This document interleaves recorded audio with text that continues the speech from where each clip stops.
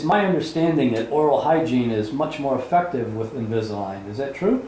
Well, on first thought, yeah, and it certainly should be, because it's certainly easier to clean your teeth and gum areas without braces on. That's a given, no question about that.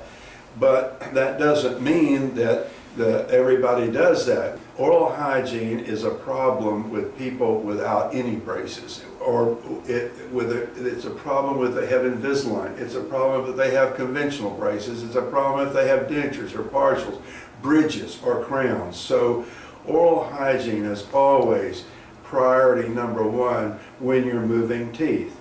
Now, if you're diligent, it should be easier with Invisalign to keep the oral cavity clean and healthy during the time. But that doesn't mean that people do it. They leave the tray, they don't clean the tray properly.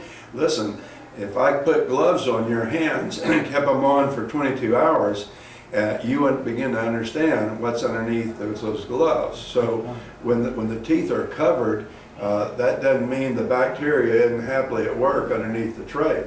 So those trays need to be kept spotless as well as the mouth. And there again, it's not easy to maintain the standard of oral hygiene in orthodontic.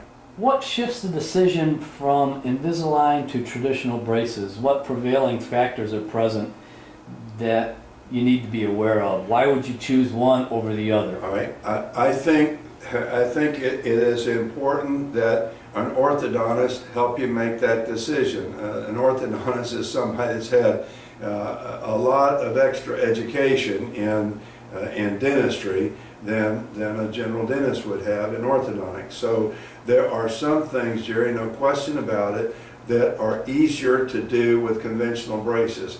On the other hand, in all fairness, there are some things that are easier to do with the Invisalign or the clear trays. Now, the question becomes, what are you presenting with? And how can the orthodontist help you understand? We have people that once they understand the situation, they can see very clearly that the conventional braces would be better for them. Sometimes it's a combination. Sometimes the Invisalign or the clear tray can be used, say, on the upper, which is nice, conventional on the lower. Jerry, early on in Invisalign, because it wasn't as good as it is now, and I will say clearly that Invisalign is much more superior than it used to be. And in that case, early on, we had to tell the patient that when we got through with the clear tray, they may need some further work with fixed appliances. Or sometimes we would reverse that. We'd use the fixed appliances to do like rotations. Tooth rotations with Invisalign was very, very difficult early on. So if you had major rotations, it was way easier and quicker to do that with conventional braces and then go into Invisalign. Now I would say clearly with the cases right, you would be able to do just as well with the clear tray aligner therapy as you would with the conventional. You're going to know yourself. How well do you know yourself? How well are you going to keep up with these trays? You mentioned 60. Just a couple of weeks ago, we had a lady that she needed 57. It's almost 60, like you said, 57 trays. That's an awful lot. That's a lot of trays. And if you change them every time at 2 weeks and stayed on track, and that's another unintended consequence.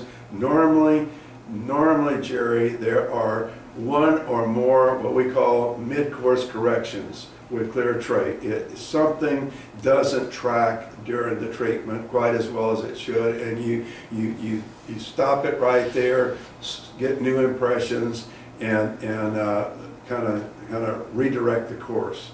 And that's pretty common, and that's even built into the Invisalign, their protocol. They know they're going to have to do some mid-course corrections. John, does it make a difference if I see an orthodontist or a dentist to get this done?